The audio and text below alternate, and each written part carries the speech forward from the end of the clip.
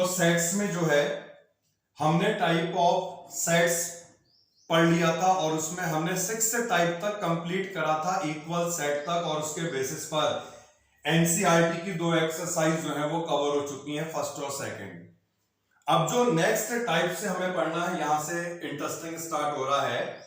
तो next type जो हमें सेट की पढ़नी है ये है सबसेट। तो अच्छी तरह समझेंगे सबसेट क्या होता है और ये पूरा टॉपिक आज हमें अच्छी तरह कवर करना है।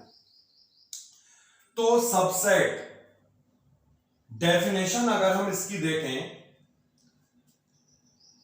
पहले इसे रीड कर लेते हैं। Let A and B B any two sets if every element of set A is also an element of set B, then A is known as the subset of B written as A। ये symbol है subset का, या इसे हम बोलते हैं A contained in B।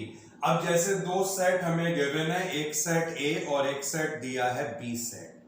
A set के सारे एलिमेंट अगर बी सेट में कंटेंट हो जाए, मतलब जितने भी ए सेट के एलिमेंट हैं वो सारे के सारे एलिमेंट बी सेट में प्रेजेंट होंगे, बी सेट में कंटेंट होंगे, तो इसी कंडीशन में जो ए होगा ये बी का कहलाता है सबसेट, और इसे हम इस तरह के सिंबल से डिनोट करते हैं। तो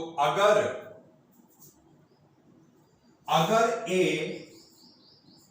बी का सबसेट है, अगर ए बी का सबसेट है तो इसका मतलब है जो ए होगा वो बी में कंटेन्ड होगा।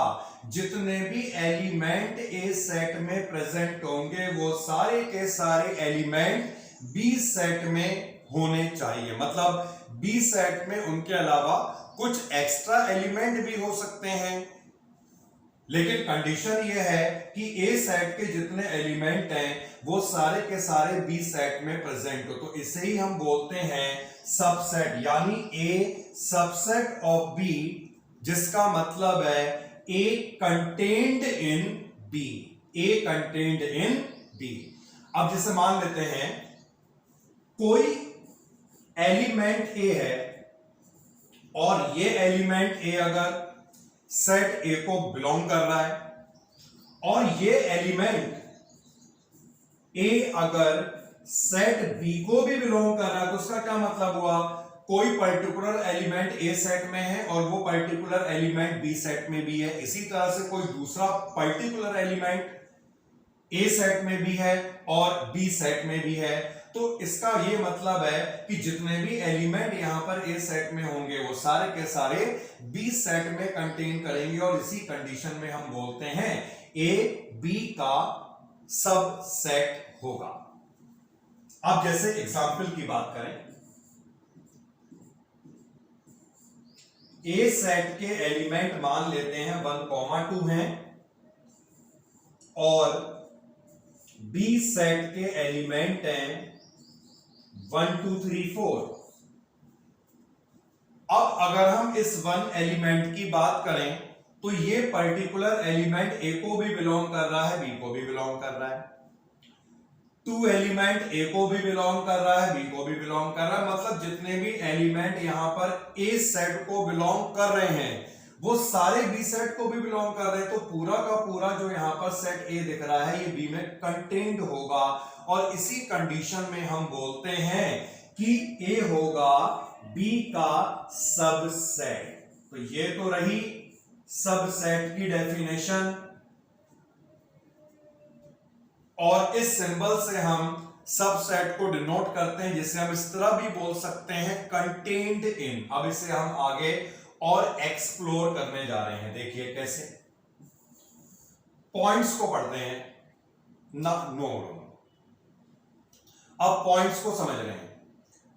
If A subset of B and A not equal to B, जैसे हमने ये वाला केस देखा, इस वाले केस में जो ए है ये बी का सबसेट है और यहां पर ए बी के इक्वल नहीं। देखो ऐसा भी तो हो सकता है कि ए और बी सेट इक्वल हो जाएं। एक एग्जांपल ले रहे हैं, मान लेते हैं अगर ए सेट के एलिमेंट हैं ए कॉमा बी और बी सेट के एलिमेंट हैं बी कॉमा ए, तो इस कंडीशन में ये दोनों सेट यहां पर इक्वल हैं। तो ऐसे केस में भी तो हम कह सकते हैं जो ए होगा वो बी का सबसेट होगा, या क्योंकि दोनों इक्वल हैं तो इस वाले केस में जो बी होगा ये ए का भी सबसेट होगा। तो जब दो सेट इक्वल होंगे उस कंडीशन में भी एक सेट दूसरे का सबसेट होगा, जैसे ए बी का सबसेट या बी ए का सबसेट। तो यहां से एक पॉइंट हमें और मिला, क्या मिला? कोई दो सेट अगर इक्वल हैं तो उस कंडीशन में क्या होगा, दोनों एक दूसरे के सबसेट होंगे। तो ऐसे ही ये लॉजिक का भी यूज होता है दो सेट को इक्वल प्रूफ करने के लिए। जब हमें दो सेट को इक्वल प्रूफ करना होता है तो वहां पर ये प्रूफ करा जाएगा A is a subset of B and B is a subset of A। तो फिलहाल हम इस पॉइंट पे थे, अगर A B का सबसेट है, A और B इक्वल नहीं है, जैसे यहां पर इक्वल नहीं है और यहां पर जैसे इक्वल थे तब भी तो A B का सबसेट हो सकता था या B A का हो सकता था। तो बात हो रही है जब A B का सबसेट होगा और A और B इक्वल नहीं होंगे, जैसे आपको दिख रहा है यहां पर ये दोनों इक्वल नहीं है। तो इस कंडीशन में जो A होगा ये कहलाता है प्रॉपर सबसेट ऑफ B। देखिए ऐसा है, वैसे तो नॉर्मल सी बात है, सबसेट का मतलब है कंटेन्ड इन। अब इसे भी डिवाइड कर लिया गया आगे, कब ये प्रॉपर होगा और कब ये प्रॉपर नहीं होगा, जिसे हम इम्प्रॉपर बोल दिया करते हैं। तो जब A B में कंटेन्ड है लेकिन A और B इक्वल नहीं है तो इस कंडीशन में जो A है ये B का प्रॉपर सबसेट कहलाएगा। अगर हम सिंपल समझें तो इसका क्या मतलब है, A के सारे एलिमेंट B में कंटेन्ड होंगे, B में कुछ एलिमेंट ऐसे भी होंगे जो A से एक्स्ट्रा हो। एक एलिमेंट हो सकता है, दो हो सकते हैं, तीन चार कितने भी हो सकते हैं। तो कहने का मतलब यह है B के कुछ एलिमेंट, B में कुछ एलिमेंट ऐसे होने चाहिए जो A से एक्स्ट्रा हैं। तो ऐसे केस में जो A होगा ये B का कहलाएगा प्रॉपर सबसेट। इसे हम बोलते हैं A is the proper subset of B। कब होगा, जब A B में कंटेन्ड हो और B में कुछ एडिशनल एलिमेंट हो जाएं, कुछ एलिमेंट ऐसे हो जाएं अलग से जो A में नहीं है। ऐसे एलिमेंट एक भी हो सकते हैं, दो भी हो सकते हैं, ज्यादा भी हो सकते हैं। तो तब A कहलाएगा B का प्रॉपर सबसेट, और इस कंडीशन में जो B होगा ये कहलाता है A के लिए सुपर सेट, जिसे हम इस तरह से डिनोट करते हैं, मतलब B super set of A। तो ये जो हमने पॉइंट था इसे यहां तक समझ लिया, कब प्रॉपर होगा और B कब A का सुपर सेट बन जाएगा। सुपर सेट तब बनेगा जब B में A के कंपैरिजन में कुछ अलग से एक्स्ट्रा एलिमेंट हो। अब आगे बढ़ा जाए। अब एक टर्म यहां पर और आती है और वो टर्म है इम्प्रॉपर सबसेट। क्या है ये? An improper subset is a subset containing every element of the original set। तो इम्प्रॉपर सबसेट का मतलब उस सबसेट से होगा जिसमें ओरिजिनल सेट के सारे एलिमेंट कंटेन्ड होंगे, जिसमें सारे एलिमेंट कंटेन्ड होंगे। अभी मैं तुम्हें इसका एग्जांपल बता रहा हूं।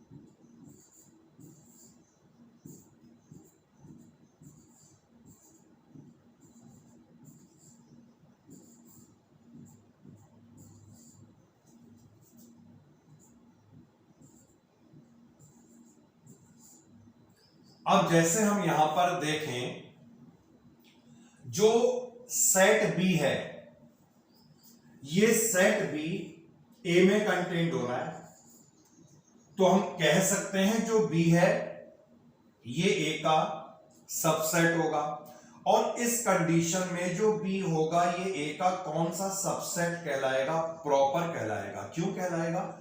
क्योंकि यहां पर हम देख सकते हैं जो ए होगा ये बी का सुपरसेट कहलाएगा।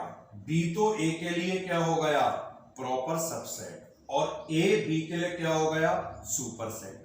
सुपरसेट का क्या मतलब होता है?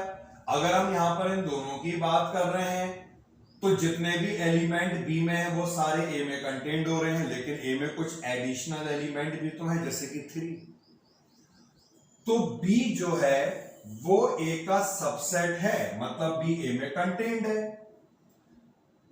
जो सी है ये भी तो ए का सबसेट है, क्योंकि सी भी ए में कंटेंट हो रहा है। तो यहां पर सी और बी ये दोनों ए के लिए क्या कहलाएंगे? Proper subset. क्योंकि प्रॉपर सबसेट का क्या मतलब होता है? प्रॉपर सबसेट का क्या मतलब होता है? जब ए बी में कंटेंट होगा और वो दोनों इक्वल नहीं होंगे। अब जैसे ये इसमें कंटेंट हो रहा है और ये दोनों इक्वल नहीं है, ये इसमें कंटेंट हो रहा है और ये दोनों भी इक्वल नहीं है। तो अगर बी और सी ए के प्रॉपर सबसेट हो गए तो ए इन दोनों के लिए क्या कहलाएगा? सुपरसेट। ए होगा सुपरसेट ऑफ बी, ए होगा सुपरसेट ऑफ सी। तो ये पॉइंट क्लियर हो गया, प्रॉपर सबसेट, सुपरसेट। अब हमें पॉइंट समझना था इम्प्रॉपर सबसेट। इम्प्रॉपर सबसेट क्या होगा? अब जैसे यहां पर डी है तो डी जो होगा ये इस ए का इम्प्रॉपर सबसेट कहलाएगा, क्योंकि डी में वो सारे एलिमेंट हैं जो ए में कंटेंट हो रहे हैं। तो हम बोलेंगे D is the improper subset of A. तो यही थी डेफिनेशन इम्प्रॉपर सबसेट की।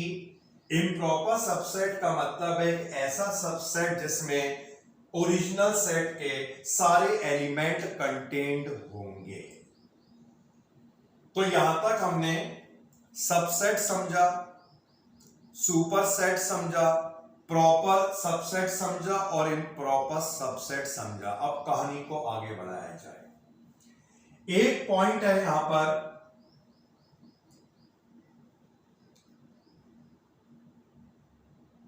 क्या मतलब?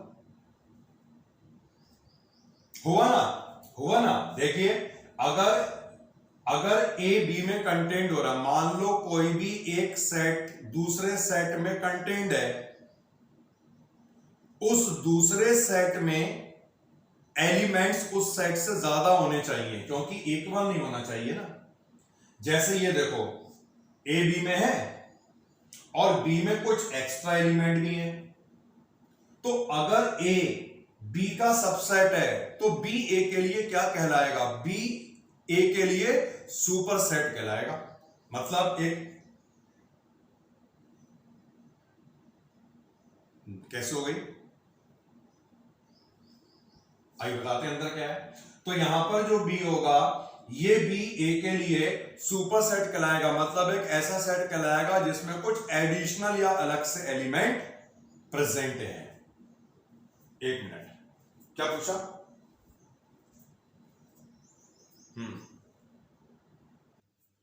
तो यहां तक हमने समझ लिया है इम्प्रॉपर सबसेट, प्रॉपर सबसेट। अब इसके बाद जो नेक्स्ट पॉइंट हमारे सामने है इसे हमें याद रखना है, और ये पॉइंट क्या है? Every set is a subset of itself. हर एक सेट अपने का सबसेट होता ही होता है। अब जैसे मान लो ये वाला ए सेट है जिसमें एलिमेंट 1, 2 है, तो हम यहां पर कह सकते हैं, इसे मैं फिर से लिख दे रहा हूं, जैसे मान लो सेट 1, 2 है, तो हम कह सकते हैं ए सबसेट ऑफ ए, मतलब ए कंटेंड इन ए। तो इसलिए कहा गया हर एक सेट अपने का सबसेट होता है। इसी में सेकंड पॉइंट आगे ऐड किया गया, क्या? Null set is a subset of every set. जो नल सेट होता है, जो एम्प्टी सेट होता है, ये हर एक सेट का सबसेट होता है, मतलब ये हर एक सेट में कंटेन्ड होता है। ये पॉइंट हुआ क्लियर? नल सेट हर एक सेट में कंटेंट होगा। क्यों होगा? क्योंकि नल सेट का क्या मतलब हुआ? कोई भी एलिमेंट नहीं है। जब कोई भी एलिमेंट ही नहीं है तो डिफाइन कहां से होगा? तो नल सेट हर एक सेट का सबसेट होगा। इन दो पॉइंट को ध्यान रखना है। नेक्स्ट पॉइंट, अब बात ये आती है कि नल सेट हर एक सेट का सबसेट है, क्लियर हो गया, लेकिन नल सेट जो है वो हर एक सेट का कौन सा सबसेट है, प्रॉपर या इम्प्रॉपर? बहुत अच्छा क्वेश्चन है, बहुत अच्छा पॉइंट है ये। तो नल सेट जो है that is a proper subset of a given set. Null set किसी भी सेट का प्रॉपर सबसेट कहलाता है। और एक लास्ट पॉइंट आ गया, total number of subset of a set containing an element is 2 की पावर n। अगर कोई एक सेट हमें दिया है और उस सेट के हमें सारे सबसेट निकालने हैं, तो सभी सबसेट को निकालने का जो फॉर्मूला है ये होता है 2 की पावर n। और यहां पर n का मतलब होगा नंबर ऑफ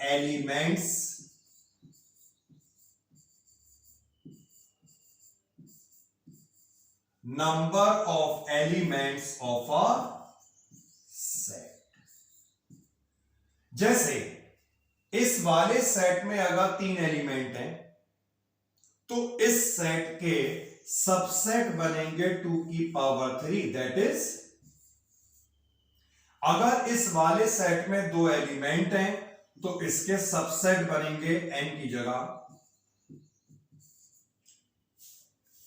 तो ये हमने फॉर्मूला जाना है भी, सबसेट कितने होंगे, कैसे निकाले जाएंगे, ये भी आज हम यहां से जान के जाएंगे। क्योंकि अब हम कंटिन्यू कर रहे हैं इतनी थ्योरी पढ़ने के बाद एनसीईआरटी को जितना हमने पढ़ लिया है सबसेट वाला पॉइंट, इसके बेसिस पर जो क्वेश्चंस हो सकते हैं हम इन क्वेश्चनों को कवर कर लेते हैं। तो एनसीईआरटी पे आ जाओ बेटा और थर्ड वाली एक्सरसाइज को सभी लोग निकाल लो। एक्सरसाइज 1.3 यहां से देख लो।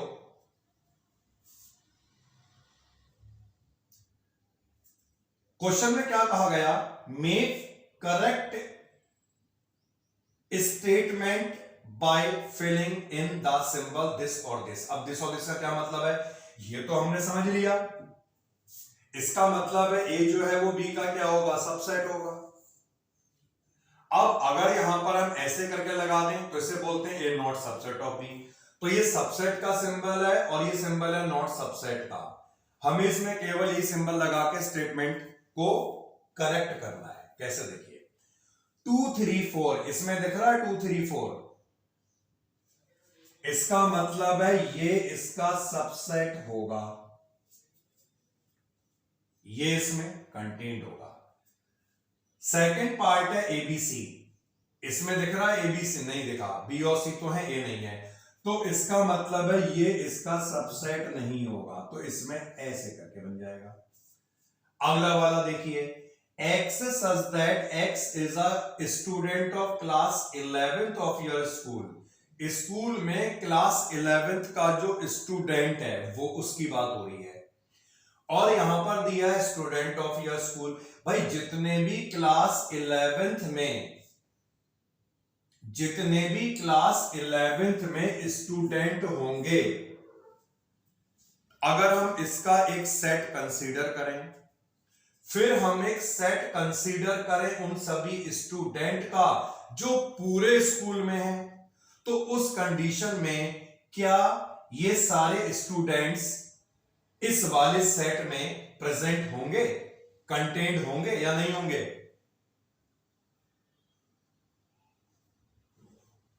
बेटा क्लास 11th के जितने भी स्टूडेंट हैं वो है तो स्कूल में ही, वो है तो स्कूल के सेट में ही। तो इसका क्या मतलब हुआ, ये सारे के सारे इस वाले सेट में कंटेन्ड होने चाहिए। यानी यहां पे साइन किसका आएगा, सबसेट कंटेन्ड इन। आगे बढ़े। अब यहां पे दिया है x such that x is a circle in a plane. मतलब यहां पर अगर हम इस सेट की बात करें तो इस सेट में सर्किल आएगा प्लेन में, मतलब प्लेन का मतलब प्लेन सरफेस में। अब कहा गया सर्किल आएगा, कैसा सर्किल होगा? कुछ भी हो सकता है, एनी सर्किल, चाहे उसकी रेडियस 1 हो, 2 हो, 3 हो, 4 हो, कुछ भी हो, बहुत सारे सर्किल बनेंगे। यहां पे दिया है सर्किल जिसकी रेडियस केवल 1 हो, तो क्या ये पूरा सेट इसमें प्रेजेंट हो रहा है? बिल्कुल नहीं हो रहा है, उल्टा हो रहा है। खैर उल्टे से मतलब नहीं, क्योंकि हमें यहां पर साइन यही दो लगाने हैं, या तो ये लगेगा या ये लगेगा, ऐसा नहीं लग सकता। हाँ बेटा, बिल्कुल नहीं होगा।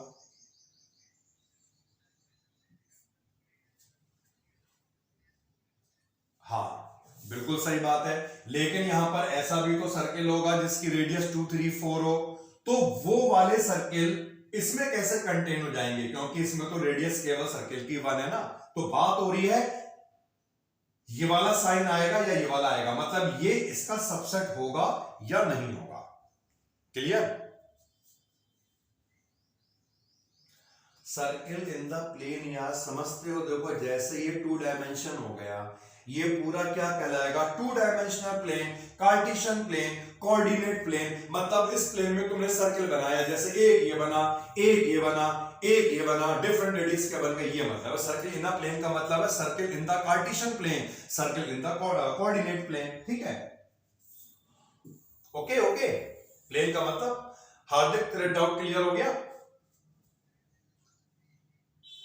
बोलिए, बिल्कुल क्लियर करेंगे बेटा।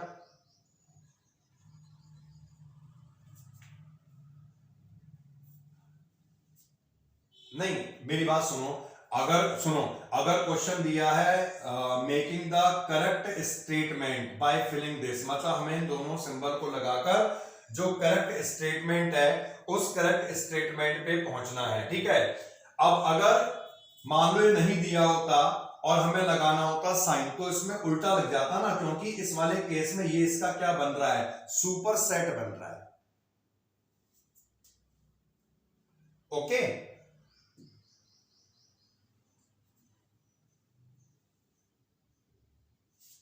तो ये है साइन, हमारे पास दो ही है, हम उल्टा नहीं कर सकते इसमें ना। चलिए आगे बढ़ जाए।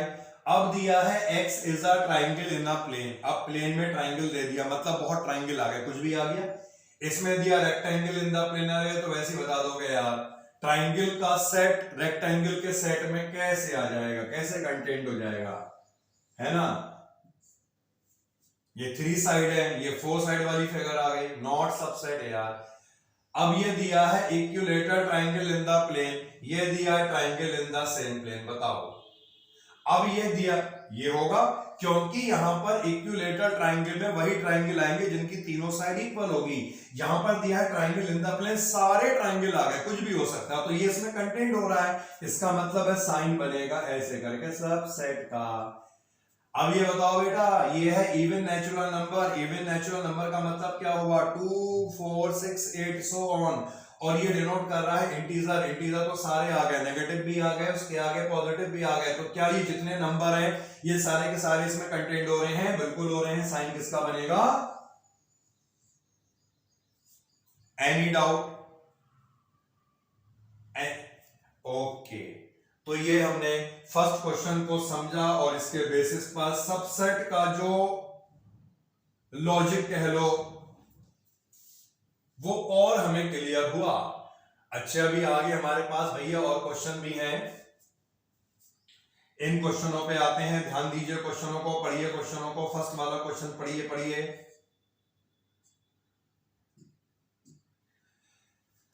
Whether the following statement are true or false, बताना है ट्रू और फॉल्स। बहुत बढ़िया, अभी बता देंगे जल्दी से। देखो तो फर्स्ट वाले को देखिएगा, यहां पे दिया है A B not subset of A. भैया दिख तो रहा है ए बी उसमें कंटेंट हो रहा है, तो यहां पे दिया है नॉट, तो पहला वाला क्या हो गया?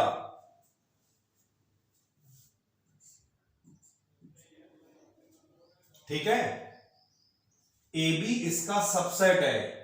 अगले वाले में दिया है A subset of X such that X is a vowel in the English alphabet. अब वोवेल तो पूरे कौन से होंगे, ए ई आई ओ यू, तो ए इसमें कंटेंट हो रहा है, नहीं हो रहा है। फिर इसके बाद देखिएगा बेटा 1 2 3 इसका सबसेट है, सही कह रहे हैं लोग, बिल्कुल गलत कह रहे हैं, फॉल्स हो गया ये। अब इसके बाद समझो, अब इसके बाद समझो, यहां पर ए इसका सबसेट है। अब इसके बाद समझो ए बिलोंग्स टू दिस,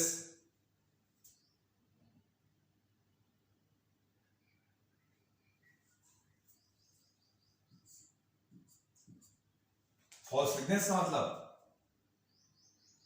देखो इस चीज को समझना है बेटा, फॉल्स क्यों हुआ।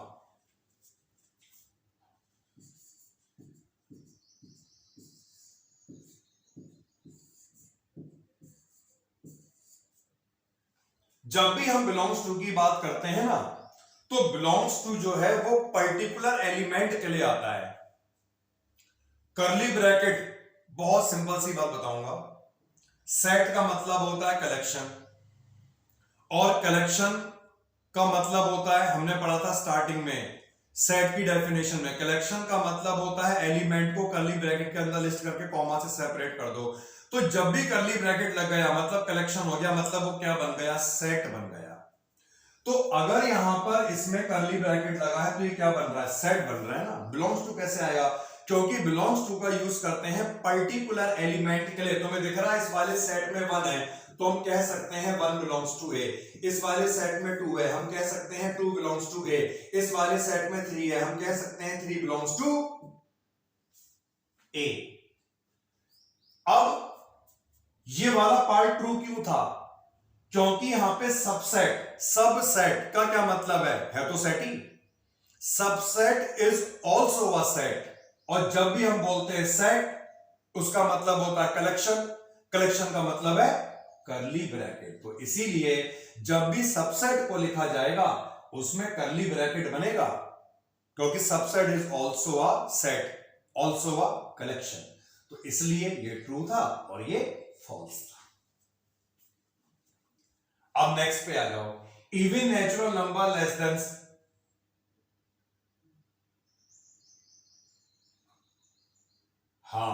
अभी बिल्कुल बिल्कुल अभी आने वाला, आगे आएगा वो। x is an even natural number less than 6। Even natural number less than 6 कौन कौन से हो गए यार, 2 ही तो मिले, 2 और 4।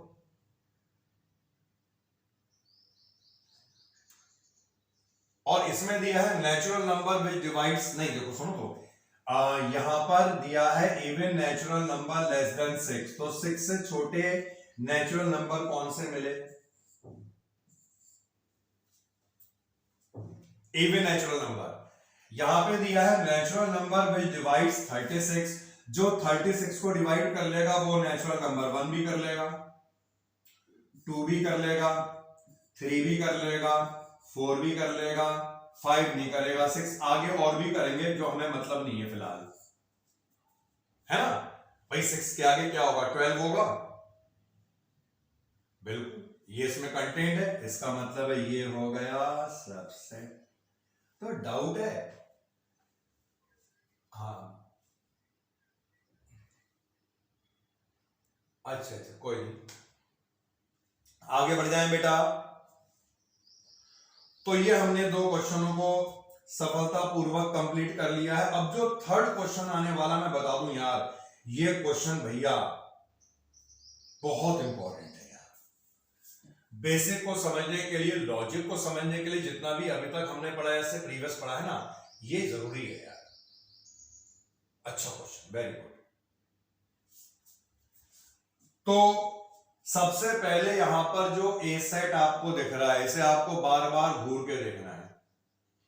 इसमें जो एलिमेंट दिए हैं वो कौन कौन से हैं, एक दिया है 1, एक दिया है 2 और एक दिया है 3 4। अब 3 4 के अंदर भी ब्रैकेट लगा हुआ है, इसका क्या मतलब है कि ये 3 4 जो सेट के अंदर है ये इसी तरह से कंसीडर करा जाएगा। मतलब ना तो हम इसे अलग कर सकते हैं, ना हम इसमें कर्ली ब्रैकेट हटा सकते हैं क्योंकि पहले से ही कलेक्शन कर्ली ब्रैकेट में दिया हुआ है। फिर एक है 5, मतलब अगर हम वैसे देखें तो इसमें एलिमेंट 4 हैं, 1 2 3 4। अब बताना है कौन से स्टेटमेंट इनकरेक्ट होंगे, क्यों होंगे, अच्छी तरह समझिएगा। फर्स्ट वाले पार्ट में हमने दिया है 3 और 4 इसका सबसेट है, तो बताइए फर्स्ट वाला पार्ट क्या ट्रू होगा या फॉल्स? फॉल्स। क्यों फॉल्स? हाँ, 3,4 में तो पहले से ही ब्रैकेट लगा हुआ था और हमने इसे सबसेट बना दिया, यानी हमने इसका भी कलेक्शन करना है। जब हम इसका भी कलेक्शन करेंगे, भाई ये तो पहले से इसी फॉर्म में है ना, अब हमें इसका भी कलेक्शन करना है। जब हम इसका भी कलेक्शन करेंगे तो इसमें फिर से बनेगा कर्ली ब्रैकेट, क्योंकि हम इसे कलेक्ट कर रहे हैं, हम इसका भी एक सेट बना रहे हैं। Subset is also a set, तो इसीलिए क्योंकि एक ही कर्ली ब्रैकेट था, गलत हो गया, फॉल्स हो गया, ट्रू नहीं होगा। हां, अगर हम बात करें बिलोंग्स टू की तो बिल्कुल सही है। क्यों सही है? क्योंकि यहां पर जो एलिमेंट दिया हुआ है ये पहले से ही इसी फॉर्म में दिया हुआ है, तो हम कह सकते हैं ये पूरा इसी तरह से सेट को बिलोंग कर रहा है। ये दोनों पॉइंट क्लियर? अब बेटा थर्ड वाला पार्ट भी क्लियर हो गया होगा। सबसेट का मतलब है हमने इसका भी सेट बनाया, तो 2 कर्ली ब्रैकेट क्यों नहीं आए, आ गए। अब ये क्या हो गया? 1 ए को बिलोंग कर रहा है, बिल्कुल सही है, दिख रहा है 1 उसमें प्रेजेंट है। 1 ए का सबसेट है, बताओ। अब हमने बेटा 1 को सबसेट बना दिया। अगर हमने 1 को सबसेट बनाया तो हमने इसमें कर्ली ब्रैकेट क्यों नहीं लगाया? क्योंकि सबसेट का मतलब है सेट, और जब भी सेट बने तुरंत कर्ली ब्रैकेट लगेगा, चाहे वो कोई सा भी सेट हो, सबसेट हो या आगे हम पढ़ेंगे अभी टाइप को और सेट। हाँ, अगर कर्ली ब्रैकेट हट गया तो उसका मतलब है सेट नहीं रहा ना, वो तो एक पर्टिकुलर एलिमेंट हो गया that belongs to the set A. तो फिफ्थ वाला पार्ट बेटा क्या हो गया?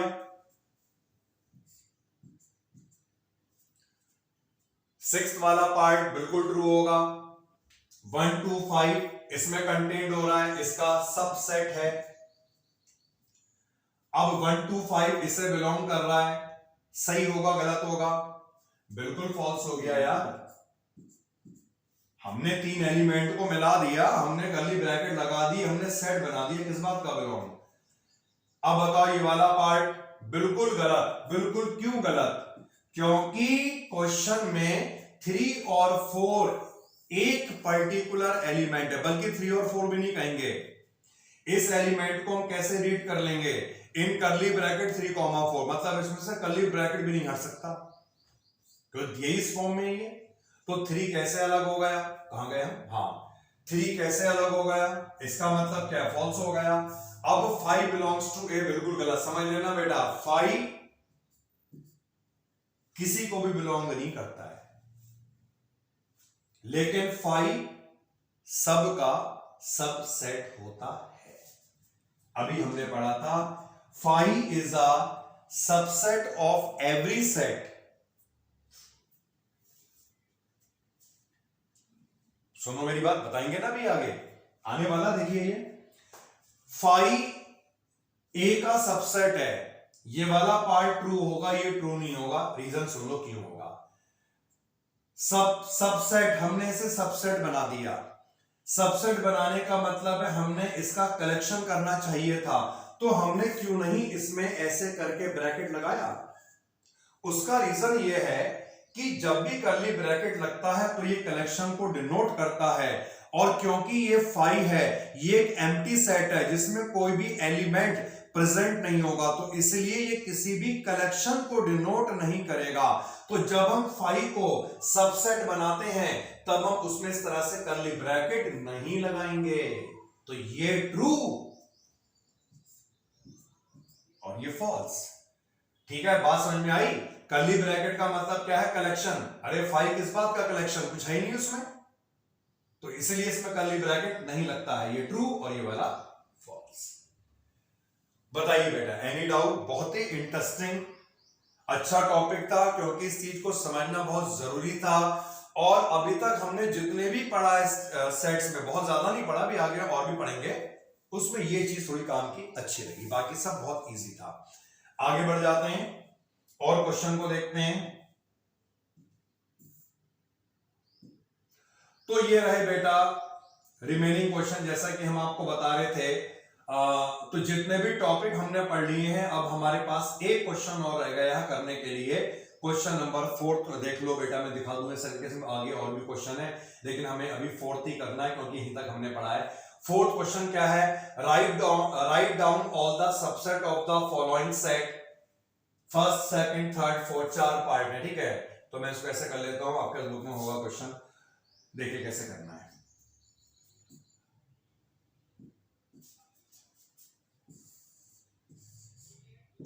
तो हमें यहां पर क्या करना है, 4th वाले क्वेश्चन में सबसेट लिखने हैं, सबसेट। फर्स्ट पार्ट, हाँ ये खुद। अब देखिए, हमने फॉर्मूला पढ़ा, अगर सेट में n एलिमेंट हैं तो सबसेट होते हैं 2 की पावर n। अब यहां पर बेटा एक ही एलिमेंट है, तो कितने सबसेट होने चाहिए? 2। कैसे? देखो, सबसे पहले जब भी आप सबसेट बनाएं तो 5 आएगा। क्यों? हमने पढ़ा है 5 is a subset of every set. और दूसरा, ये खुद ही यहां पर a आएगा। आएगा नहीं आएगा? क्योंकि a क्या है? खुद ही ये सेट। और हमने ये भी पढ़ा है every set is the subset of itself. तो हम कह सकते हैं ए सबसेट ऑफ दिस। तो इसके 2 ही सबसेट बने, एक बना 5 और एक बना खुद a। Second part,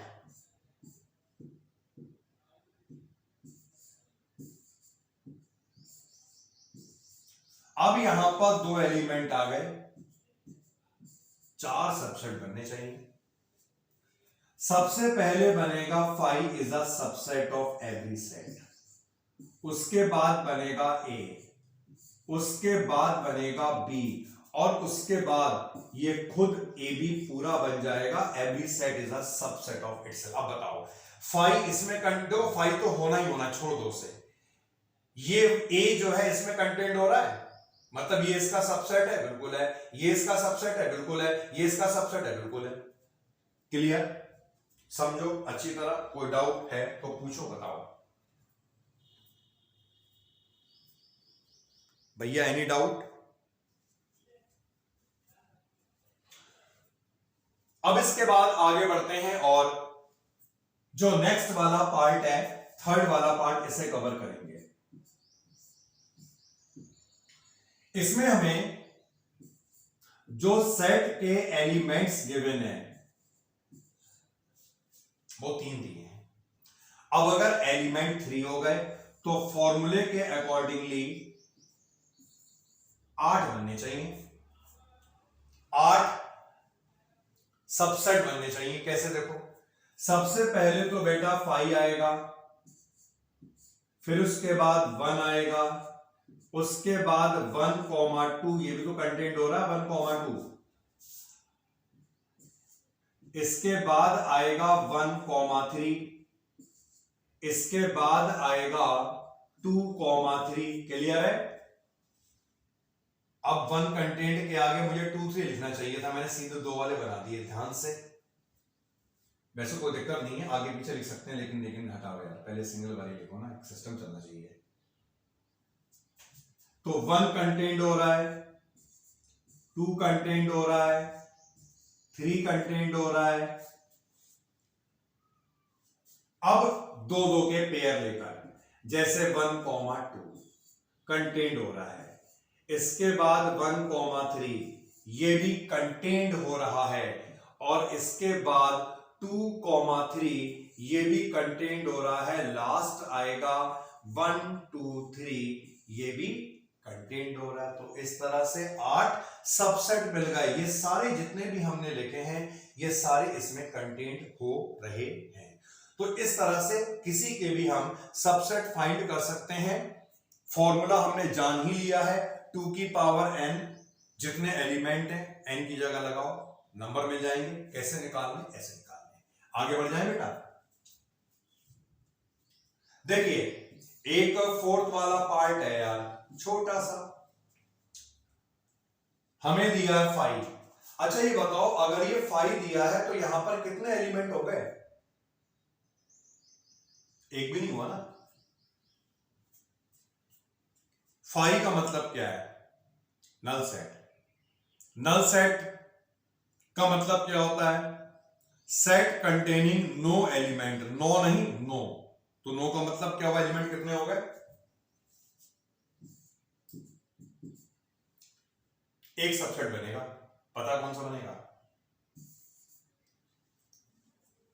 5 is a subset of every set. और हमने दूसरा पॉइंट क्या पढ़ा? Every set is the subset of itself. तो 5 भी तो खुद ही अपने का सबसेट होना चाहिए ना, तो इसलिए 5 सबसेट ऑफ 5। क्लियर? तो इस तरह से बनाए जाते हैं सबसेट। यहां तक जितना पढ़ा है बताइए। कोई डाउट, कोई डाउट, कोई डाउट? ओके